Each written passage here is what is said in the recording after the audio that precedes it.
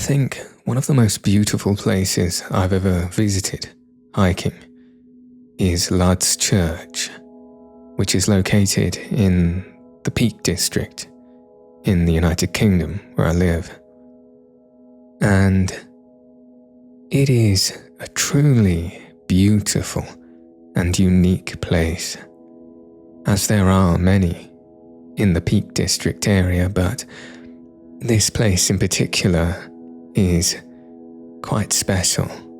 And I wouldn't say that the surrounding walk and hike is particularly interesting itself, but in some ways that almost elevates the incredible, awe-inspiring event that is coming upon Ludd's Church in the middle of your hike. Now, I believe Ludd's Church is called so because during the 15th century, there was a collection of people called the Lollards, and they were a proto-Protestant gathering of people that would worship in this place as a secret hiding place away from the ruling Christian establishment of the time. And you could see very well how they might have hidden away there, and how people might walk past the area several times without ever realizing that it was there. Now, Ludd's Church, if I can attempt to describe it to you, is a huge chasm in the side of this rocky hillside. And as you approach it, you are walking along the edge of sort of a path that is on the slope of a valley. And this path itself is beautiful. It is a lovely sort of woodland trail. But suddenly, if you just curve your way upwards, just a little way up the hill, towards a small rocky crevice, you'll soon find that if you creep your way through the rocks and begin to move through a small opening between two large rocks that lean up against each other almost in an arched fashion, you will then be able to calm down into this chasm. And the sight upon entering is, as I say, hugely awe-inspiring. Either side of you are these huge, tall stone walls, naturally occurring, of course, that are utterly matted with this green, hanging, lichen-esque moss. I'm not entirely sure what you would call it. But the sight looks as something you would see in perhaps a film set in the Jurassic period, or something in an Indiana Jones movie. It feels like you are moving through an ancient temple that has been forgotten by time. And these walls, I must stress, tower over you, above your head. Now, I don't exactly know the height, but from memory it seemed like they stretched up almost 100 feet above your head. And this beautiful green dangling moss, or perhaps you call them vines, that completely cover the walls, give it this extremely magical, mysterious atmosphere. Now, since the first time that I visited Lud's Church, which was only a few years ago now, I have revisited several times. And the first time I went was fairly busy, as you can imagine. A place like this is frequented by many tourists. And the last time I visited was much the same. In fact, I believe during my visit there was some kind of Peak District marathon or run going on, and the church itself was a part of the route that these runners were taking. And so, during our visit, we were met with floods of hurried people rushing through this absolute marvel of nature, which was fairly odd as a sight. But once or twice when I have visited, I have been lucky enough to not have been met with so many people, and to have mostly been alone in this place, just myself and the people that I arrived with, and to stand in the majesty of such a place with nothing but the naturally occurring phenomenon around you and your own presence and your own sense of wonder is truly marvelous. I can see another meaning to having called it a church, because as you stand there, it truly does feel like there is something spiritual occurring. I'm not sure what it is about places like this in the world that touch something in the heart of people and make them more aware of the spirit that lies within them. Perhaps it is the fact that these places, they feel like they are devoid of the modern world and the things that people have created that shy us away from nature and what is truly real, as I like to think of it. But if you've never heard of this place before, I highly recommend you looking up Lud's Church and at least seeing a photograph of the place. And if not that, going to the place yourself, if you are able to, because it truly is a marvel. And there are many places like this in the UK and in the Peak District especially. I feel very lucky to be not so far away from it, such that we can have a lot of time in nature. Myself and my friends and my family, my partner's family, especially enjoy hiking in nature, which I am fond of also. And I'd say we do like to try and go for quite a long hike in the Peak District. Perhaps once or twice a year at the very least.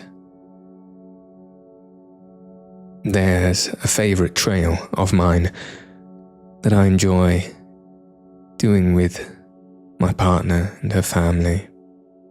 I hope to take my son on this trail. One day, hopefully soon, though we haven't done much hiking since he's been born. I'm sure once he is able to move on his own 2 feet himself, we'll be doing a lot more walking around. But this trail leads between the villages of Bakewell and Buxton. And there's this old train line that runs from there that has since been disused, but has been repurposed as a cycling trail.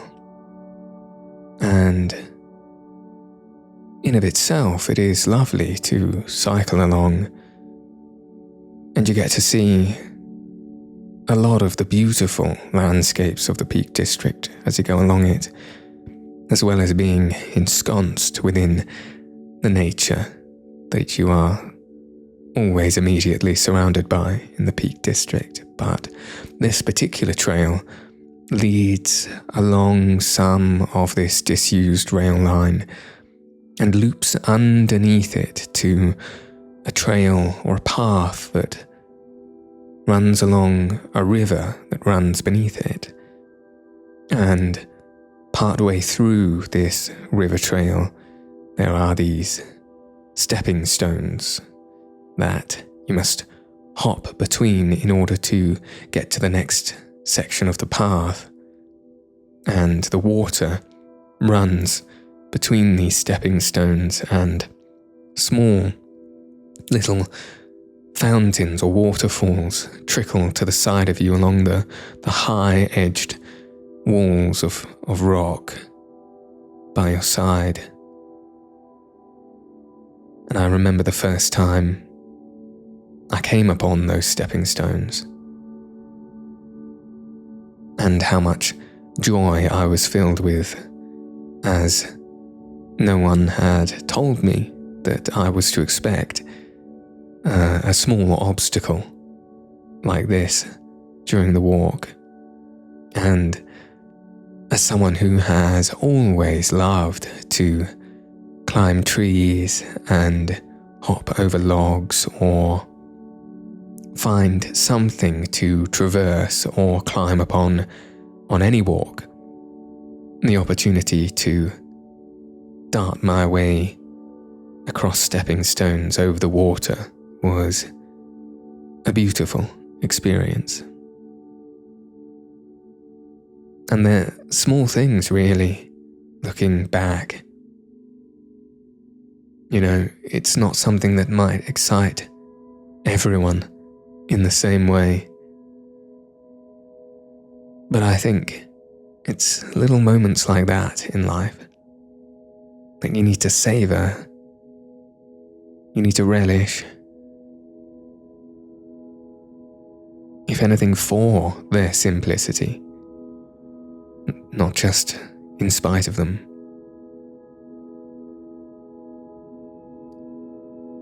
Another place I love walking and hiking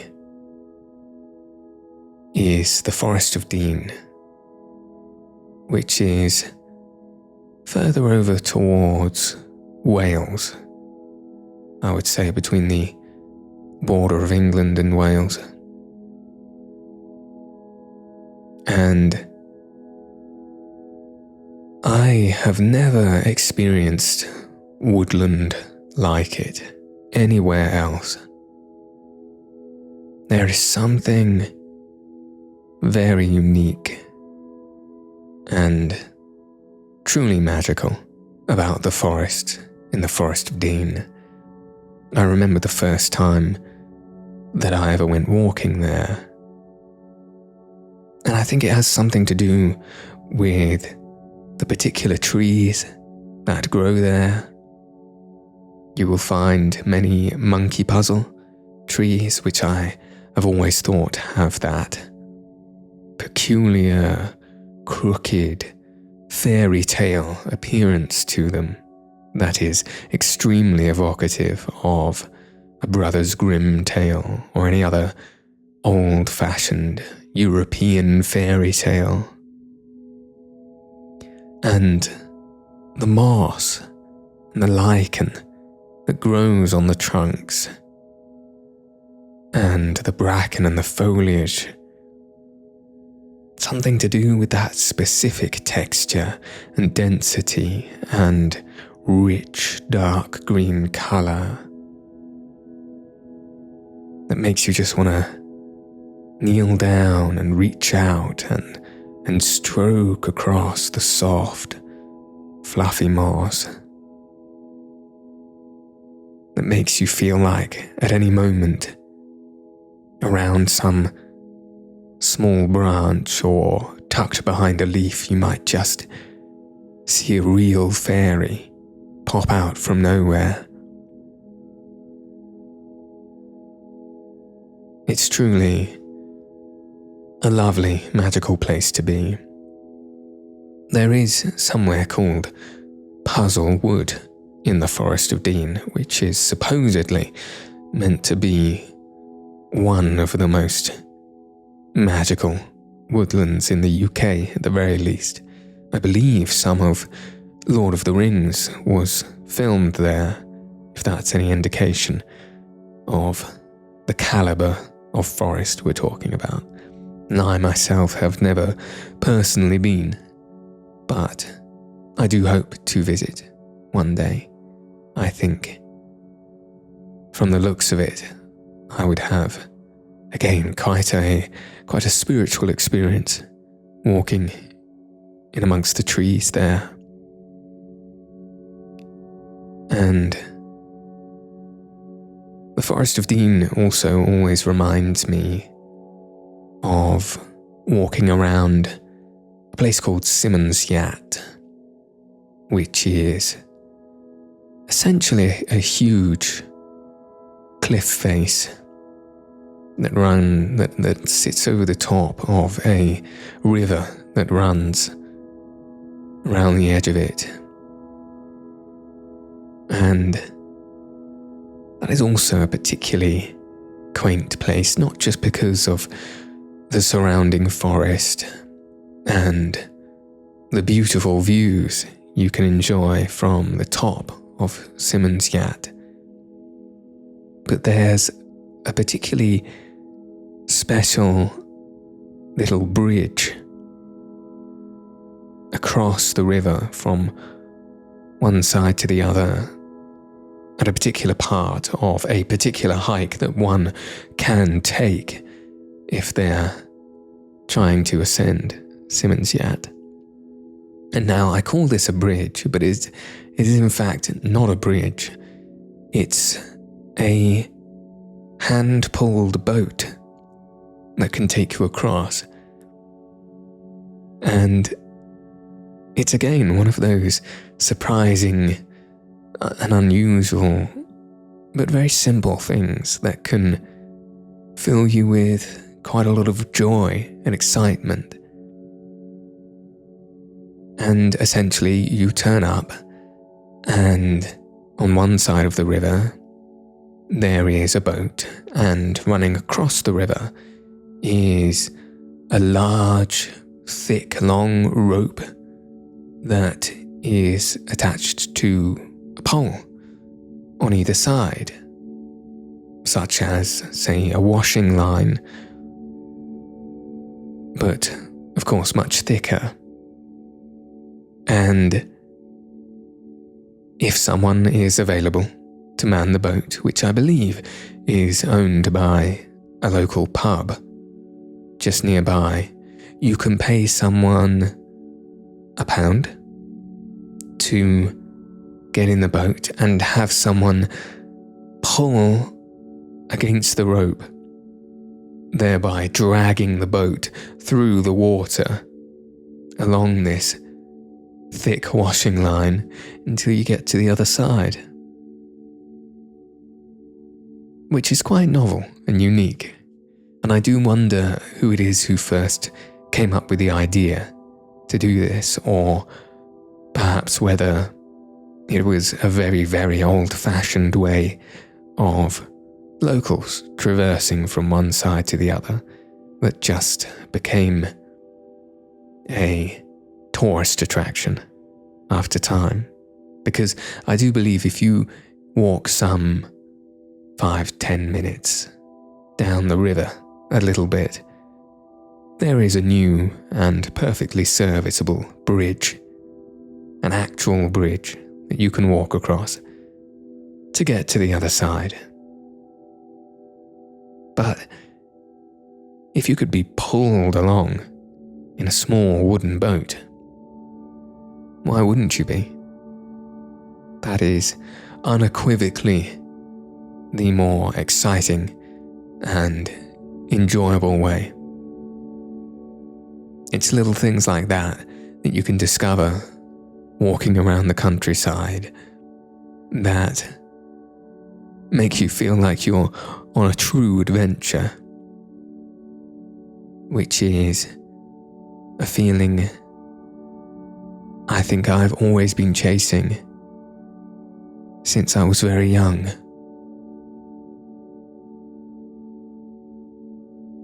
My friend and I, my oldest friend, the one I've spoken about a few times already, we would always love to go out on adventures, or what we would call adventures. And they were simply walks in nature. But there was something so decidedly adventurous about it. And he would call me up every so often and ask me directly, "Would you like to go on an adventure?" To which the answer would always be yes, of course. And these were particular and special times. And we knew when they were special adventures. And I would film them as well, which I'm so grateful that I'd done, because I almost have a record of the two of us through time, separated each by some 10 years, of how our adventures would progress. A special thing about the adventures I would have with my oldest friend is that his name is Bradley, and so they would always be called Brad Ventures, which is quite a silly little thing, but it gave us quite a lot of joy. And that was very much the tone of the adventures we would take. Very silly.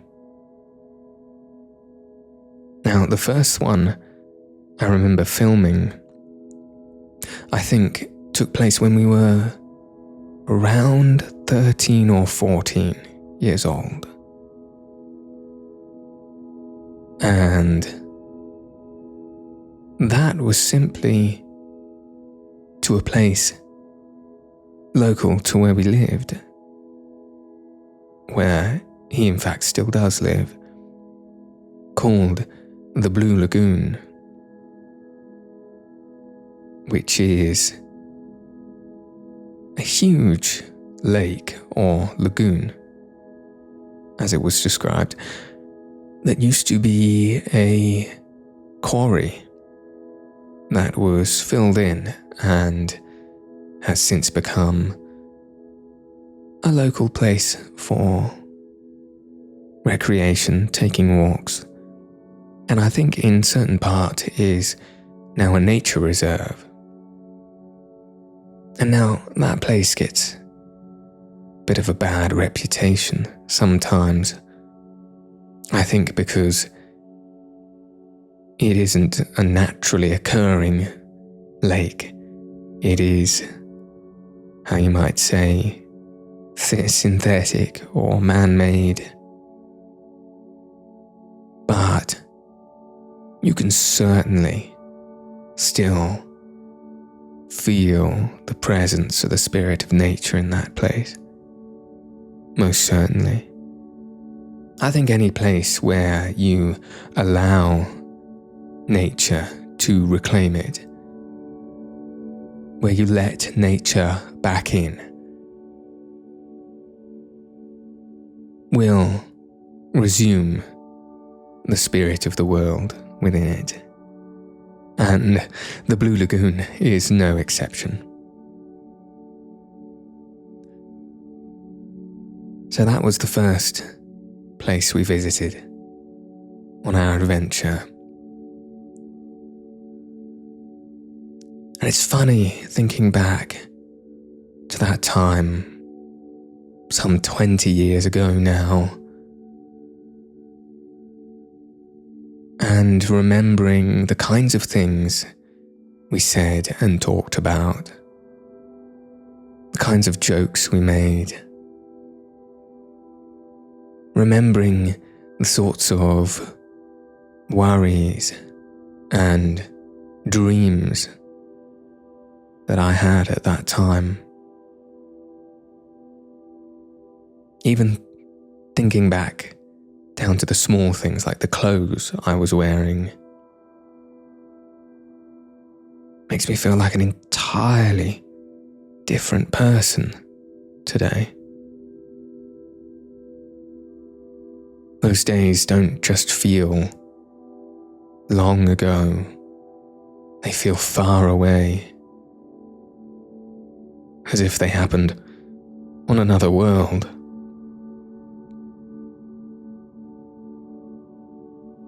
But thinking about it and looking back at the videos we made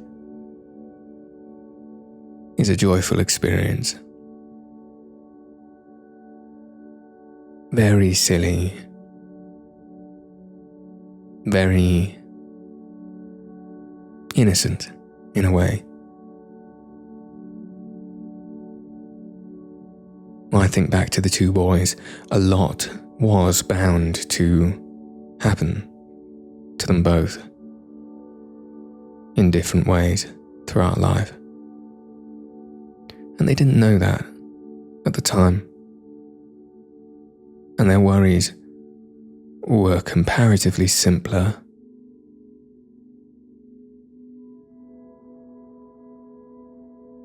And in some ways, that meant that they were so much more able to experience the adventure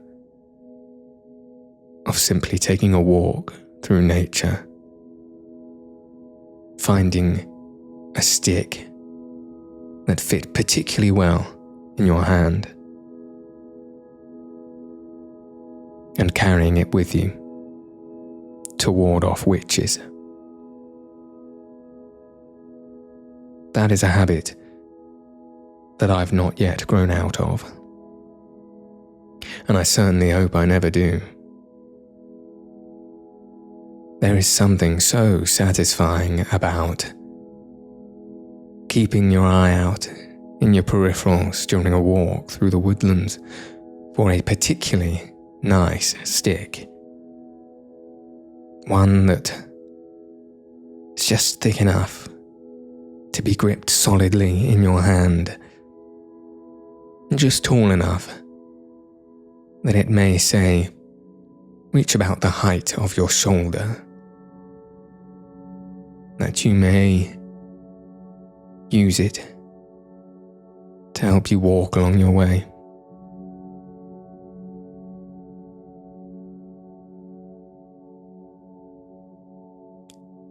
The second adventure, or Bradventure, shall I say, took place a little bit further away from home. The Blue Lagoon was 4 or 5 minutes walk away from our respective houses. And this next place was a woodland about 35 minutes out from the town we live in. And we had to drive over. I remember driving over early.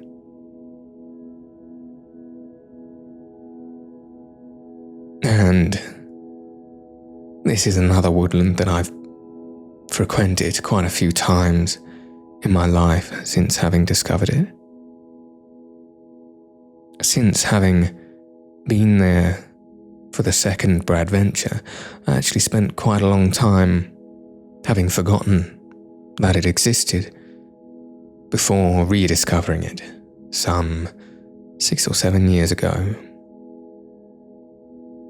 And I really, really like this woodland.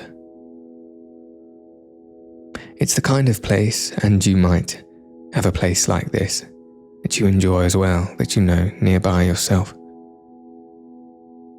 But it's the kind of place that feels like many places and has so many little facets that it perhaps feels quite a lot larger than it actually is. There's a woodland of firs in this place that all look like neat Christmas trees, and in the winter feel like you're moving towards Santa's grotto. And then there's another area full of large, tall pines, and dotted here and there are these beautiful wooden sculptures that I believe were produced by the local community some time ago, that have stood the test of time and again add a magic of their own to this forest. Here you'll see a bench made from twisted branches that have been bound together and sanded and polished to make it look like it grew out of the ground itself. And over there you'll see a huge dining chair, something that looks like it would be sat in by a giant 15-foot tall that visitors to the forest love to plonk themselves down in and take a photograph to make themselves look very tiny. And then somebody else has carved a little fairy cottage out of a trunk. Somebody else has carved a mural in the side of a trunk in the shape of an eagle. Someone else has produced a small and quaint little obstacle course, just big enough for little ones to enjoy a short challenge in the middle of their walk around the forest. And then there's another section where there's a big, long lake that is filled with different waterfowl, and if you look carefully enough, fish that swim around. And on one side is this old mill house that has long since been abandoned, but it just sits on the side of the lake. And the bridge that leads to the mill house itself from the shore is long since gone. And so, from the brick wall that separates the edge of the lake to the mill house itself, there is, I think, something like a 5-foot gap with nothing but water below. And on this second adventure,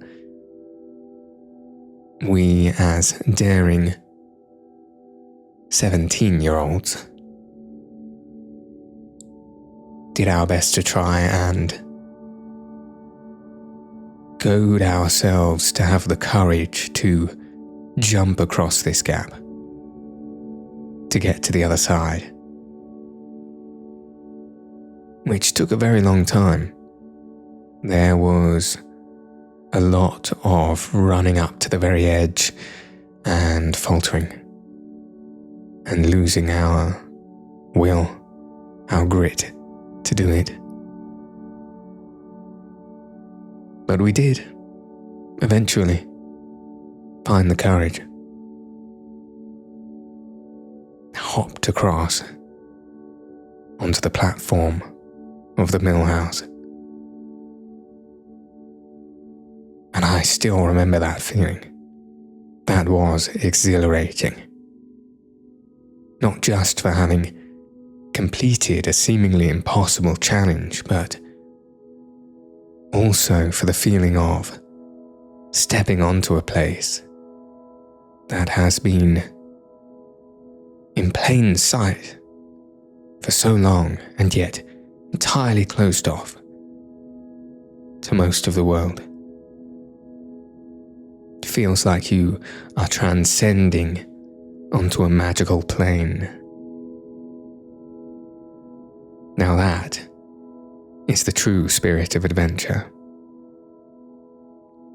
Of course, probably something we absolutely should not have been doing. And if I were to find out my boy was doing something like that, well, I wouldn't have much of a leg to stand on, but I would be concerned.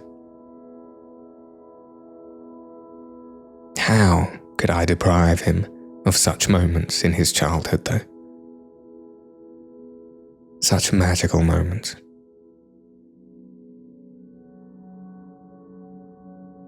Like I say, something we probably shouldn't have done, but isn't it always those times when you're just skirting the edge or pushing a little bit beyond the lines through which we are not meant to cross, that true adventure takes place? I remember a walk more recently with some new friends. I think it was perhaps only a year and a half ago. And we were walking somewhere in the Peak District, though I honestly can't quite remember where we were. But it was a woodland area that was littered with huge boulders that piled on top of each other in such a way that created walkways and crevices. And it was a truly beautiful and inspiring place to be. But to the side of us, there was an area that looked very intriguing. It went down further than the altitude that we were at, and on the side of the pathway was a small fence and signs that instructed walkers to ensure they did not cross that line. And we spent some time walking through this forest, almost half lamenting the fact that we were not able to step into this very mysterious, very exciting looking arena until when we were coming back round on the approach towards home, passing once again these signs that were telling us not to cross, it suddenly occurred to us that we didn't necessarily have to listen. And one by one, we headed down. And I have absolutely no regrets. We entered into a narrow crevasse of sorts that was a little bit stodgy in the bottom, and thank goodness we were wearing our Wellington boots, or we may have indeed been in some trouble. And as we went further through, we discovered that these boulders that toppled on top of each other, they created caverns. And though it was somewhat trepidatious, or at least our movements were hesitant ones, knowing that we'd already been instructed not to be here, and that to look into these caverns, the only hint of safety was a small peeking bit of daylight from the far side. We headed in anyway. And how magical it was to feel that we were pacing through a place that very few people had dared to pace. And how beautiful the naturally occurring tunnelway was. And the detail of the rough stone all around us was lovely.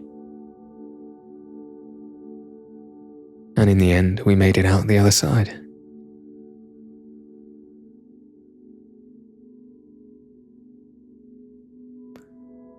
The third Bradventure, which incidentally was our final one, for now. So I'll say, was our most recent Bradventure. Took place some years after our second. Over 10, I would say. I think it must have been 12 years. And this time, we did something quite a lot more daring than taking a walk through our local woods. Though not too much more, as we, at this point in our lives, were quite experienced walkers. But we ascended Snowdon, Mount Snowdon, of Snowdonia in Wales. And I remember it was quite impromptu. My friend decided, I think, the evening before, that he wanted to wake up early and climb a mountain. He had the idea of doing it as a means to honour his sister, who had recently passed, which was a lovely idea. And so of course I agreed, as you do not turn down the call for a Bradventure.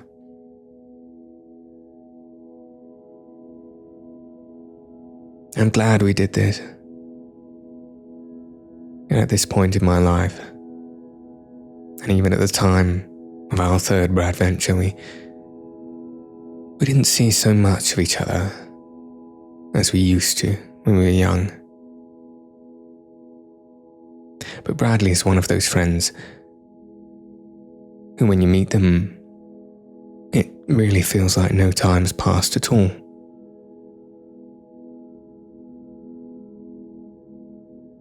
And whilst I know that he's not my closest friend any longer, and I am not his, he will most certainly always be my oldest and truest friend. Because that is what a friend is, isn't it? A true friend. Someone who, no matter the condition, no matter the place, and no matter the amount of time,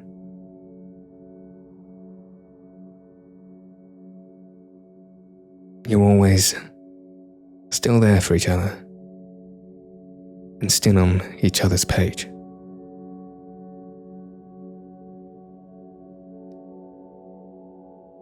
Now that was a long walk up and down the mountain.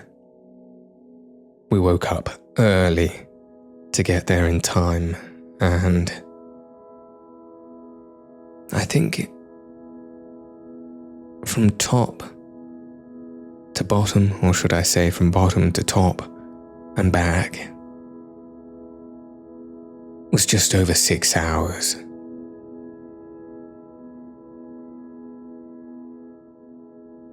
And we did it. When we reached the top, and we had a couple of beers stowed away with us, and we made a toast to his sister.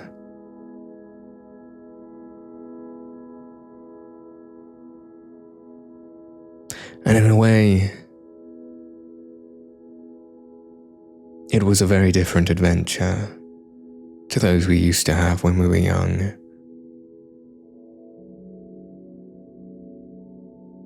There were less moments of magic, moments of mysterious discovery. I suppose more so because we had direction. We had a goal to reach the top.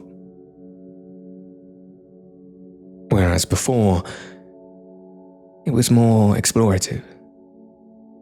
We were wandering aimlessly and taking direction as we felt it at the time. And when you think about it, that makes a lot of sense, right? Because that's how you are when you're young. You are exploring the world. You don't necessarily know where you're going, and you're just trying things out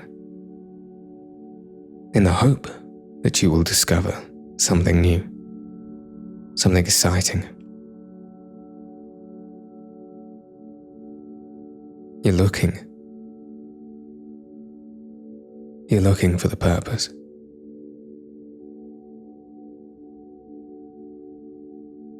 But then, when you get older, you find them. And growing up is quite a lot more about supporting your purpose, achieving your goals. You have more to live for.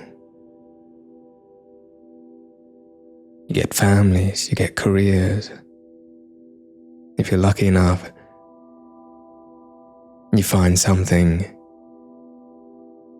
grand that you want to dedicate your life to. And an adventure is less about arbitrarily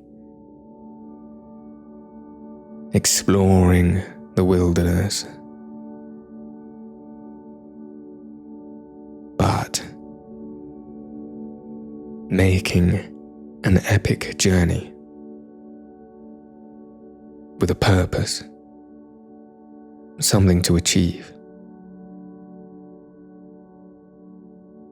Sometimes that journey doesn't feel exciting, doesn't feel magic, doesn't even feel adventurous.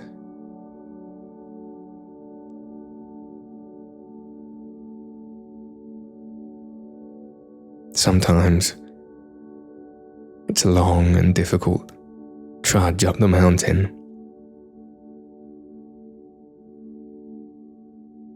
But you're doing it for that toast at the end.